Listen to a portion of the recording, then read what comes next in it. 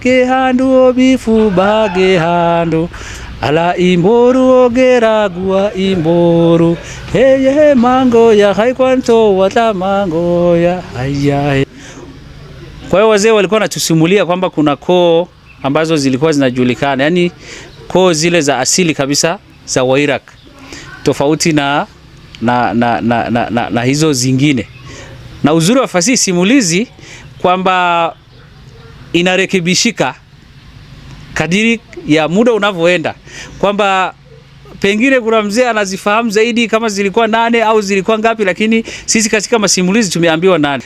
Haitipe ndo asili kabisa, yani ndo ukoo wa kwanza kabisa wa Iraq. Haitipe ndo unaweza ukasikia kwamba kuna Tipe Bonda huko na nini. Haitipe, Etawe, Hainaman, Haimasai, Haikarama, Haishegarei, Haidue na Haifarai. Kwa hizo ziko 8, lakini katikati hizo 8 sasa kulikuwa na koo ambazo zilikuwa maalum kwa kazi maalum pia.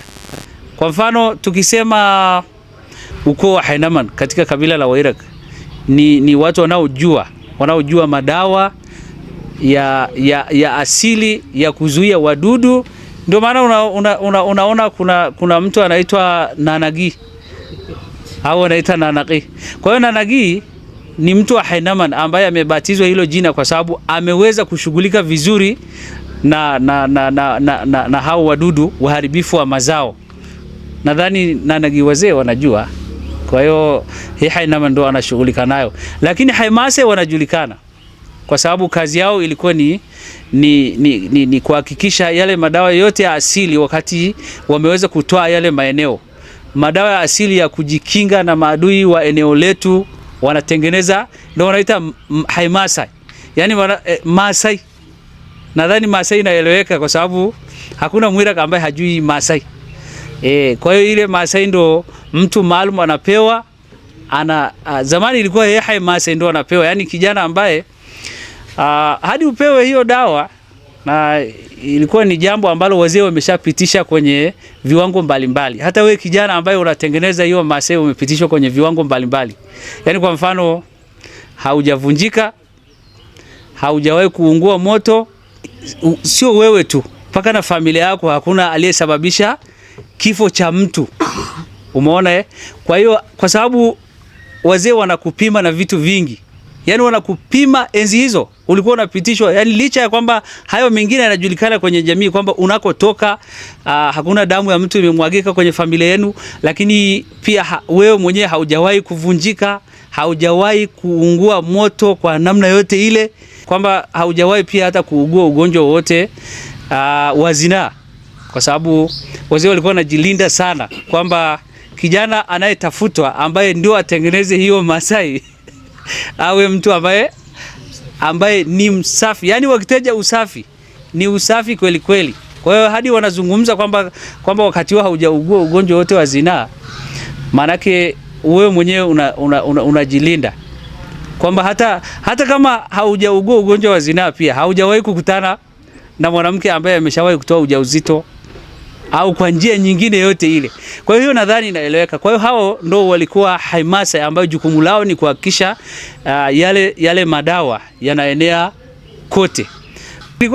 Wazee walikuwa wanajua kwamba katika kumtafuta mtu ambaye anafaa kutengeneza hayo madawa kwenye jamii, ambaye anapeleka hayo madawa yaliyotoka kwa hao wazee, wameshampitisha kila kitu huko.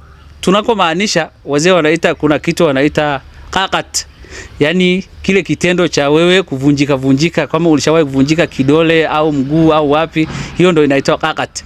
Lakini kuna nyingine wanaita shuhar, yani shuha manake kama moto umewahi kukuunguza kwenye sehemu ya mwili wako popote pale na nini. Inawezekana vijana wengi wa siku hizi wanaweza wasifae, kwa sababu wakati mwingine hata exhaust ya pikipiki imekuchoma mguu, wazee wanakutoa. Kwa hiyo ndio inaitwa shuha. Kwa hiyo zingatia vitu vitatu: qaqat, shuha na kunda ra'atema. Sasa hii ndio huwa inachanganya watu. Kunda ra'atema, kundai yani hii ngumi, ra'atema ule uwekundu. Sasa sio ngumi nyekundu. Wazee walimaanisha, yani wameongea, wazee wa kwetu wa Kiiraq wanaongea kwanza kwa mafumbo sana. Kuunda atima manake sasa wewe na familia yako na chochote kinachohusu wewe hakitokani na kitu kinaitwa damu ya mtu. Kwamba iwe mahala popote mpaka kwenye ukoo wenu kusiwe na mtu ambaye amewahi kumpiga mtu mpaka akamuua, amempiga mtu akamvunja, ametoa damu ya mtu. Hiyo haipaswi. Kwa hiyo unaona ni kwa kiasi gani sasa wazee wa Kiiraq walikuwa wamenyoka sana kwenye kitu kinachoitwa kumtafuta mtu mwadilifu. Pamoja na hayo, kwa sababu wazee walikuwa na jukumu maalum pia lingine, ilikuwa inahesabiwa mawe kwamba dawa gani hao watu inawafaa, na kulikuwa na maeneo ambayo sasa wamepeana kabisa kwamba ukanda wote wa eneo la Karatu. Wanajua wazee hasa chimbuko la wazee kule Mbulu. Wanajua ukanda wote huu wa Karatu.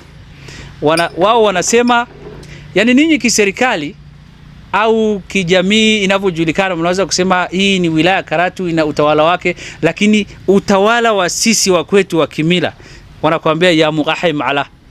Ya mahai buru ma'ala. Maana yake nini? Haimala ndo wale ambao wamepewa jukumu kwamba unapewa dawa maalum ya kuhakikisha ukitengeneza inawafanya wale watu wa eneo husika wameondoka. Ambao wazee wetu hawa wanaita puri. Kwa hiyo wanakuhesabia kabisa, yani anakupulizia inaondoka. Sasa kipindi hicho ndo kulikuwa na maeneo kama hayo ilikuwa inahitajika puri kwamba hawa waondoke, maadui waondoke kwenye eneo husika.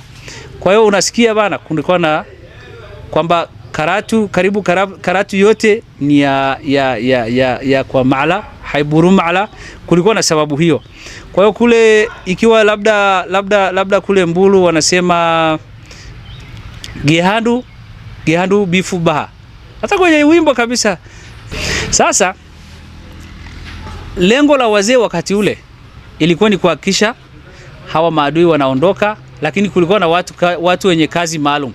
Iwe kupiga fimbo vizuri sana, iwe kuhesabu mawe vizuri sana, iwe kutengeneza dawa vizuri sana na kupeleka dawa.